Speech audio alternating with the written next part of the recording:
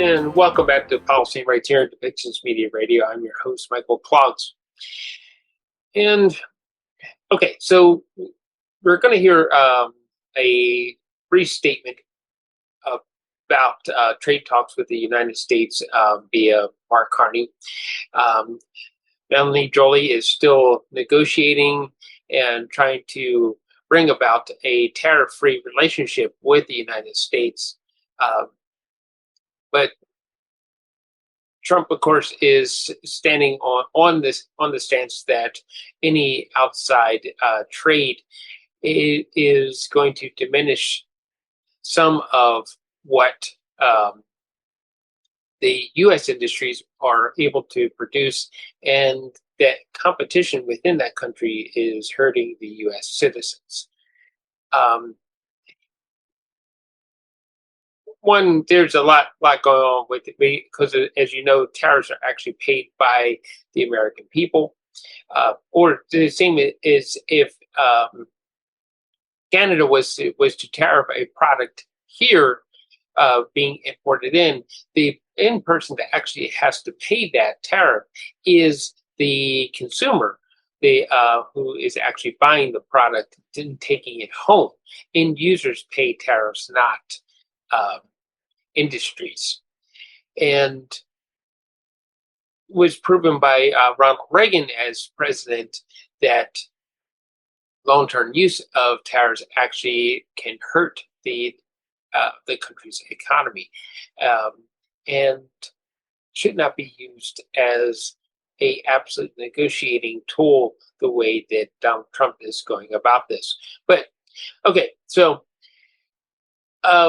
Mark Carney says this, though. Our steel industry will be central to Canada's competitiveness, our security, and our prosperity. As Canada moves from reliance to resilience, Canada's new government is taking a series of major measures to support, reinforce, and transform the industry to be more resilient and face more pronounced shifts in the global trade and supply trades. He also is quoted as saying, "Our government continues to defend Canada's workers, businesses, and investments as we navigate new trading environment.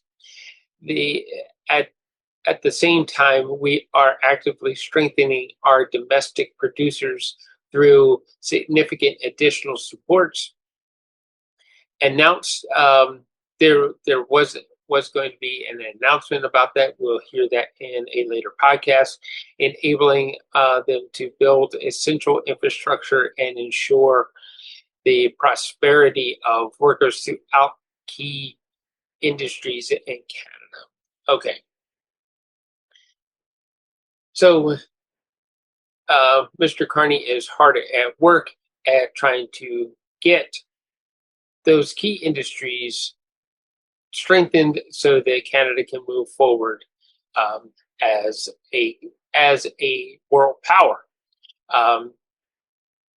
Mr. Carney would seem to have the goal of making sure that Canada becomes a global trade power and a very strong global trade power as he moves forward as Prime Minister.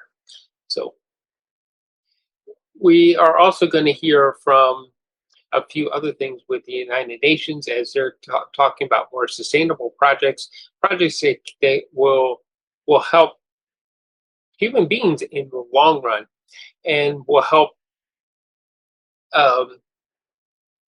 promote a strong basis for human rights and help us deal with things like climate change, help us deal with things like pandemics so that they don't harm as many people, so that we have human rights no matter where we go, things like that.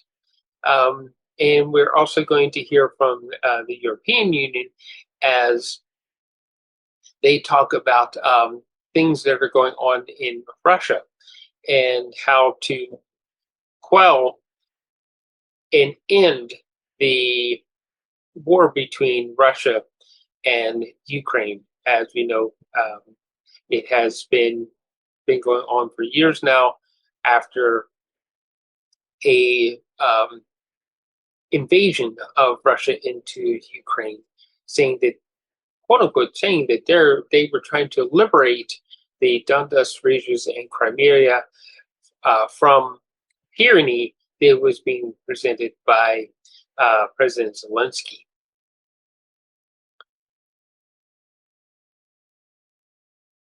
So, in other things, um, there's been a very interesting comparison um, between Francesca Albanese and Donald Trump.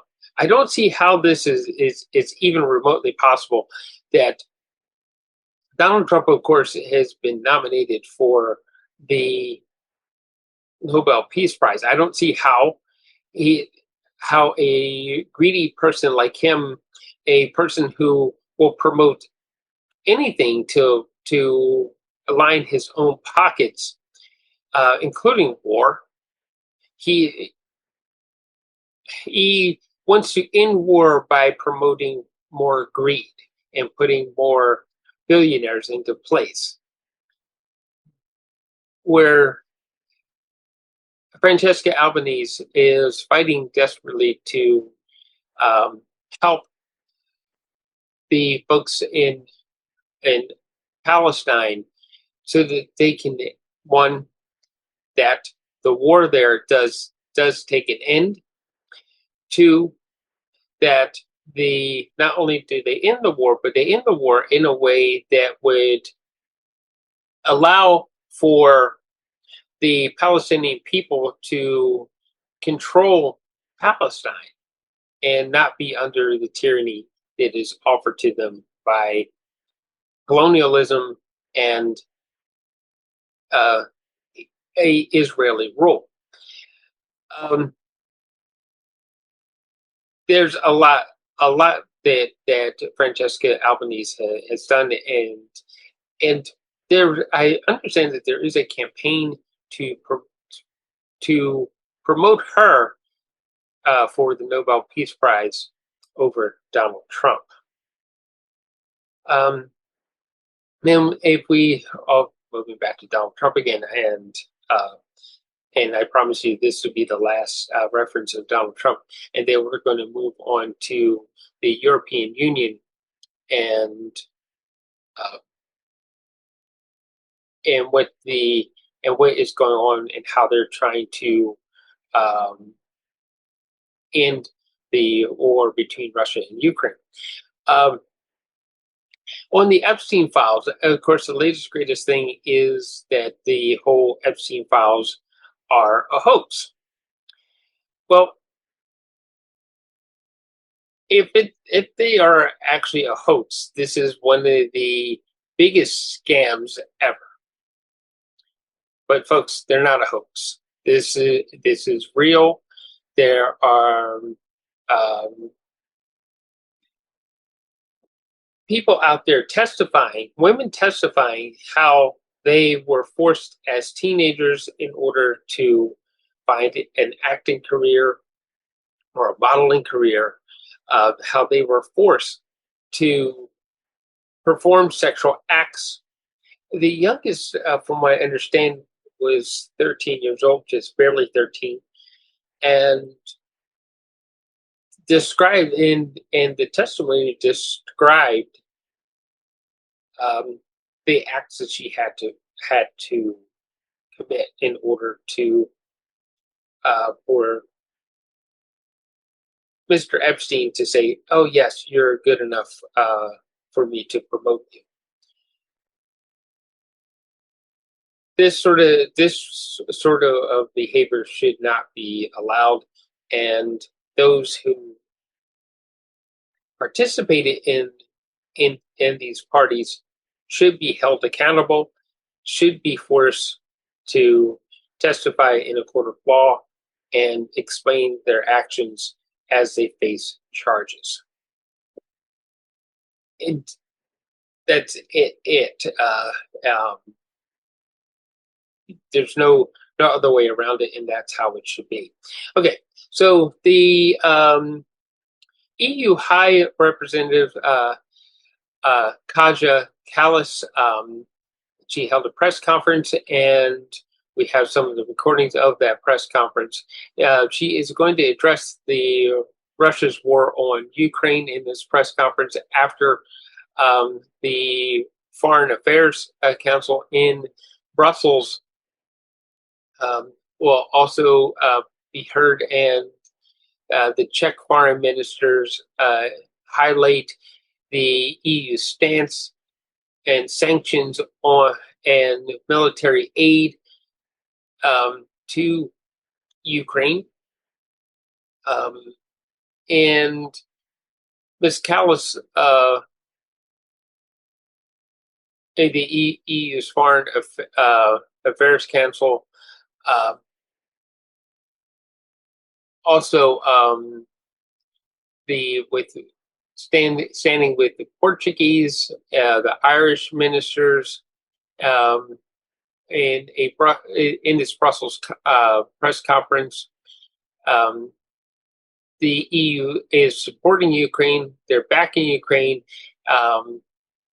against the illegal aggression that has come about through Russia. So why don't we get started? And we're going to listen to Kaja Kallas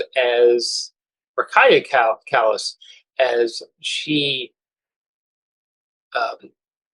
answers questions at this European Union Foreign Affairs press conference and meeting.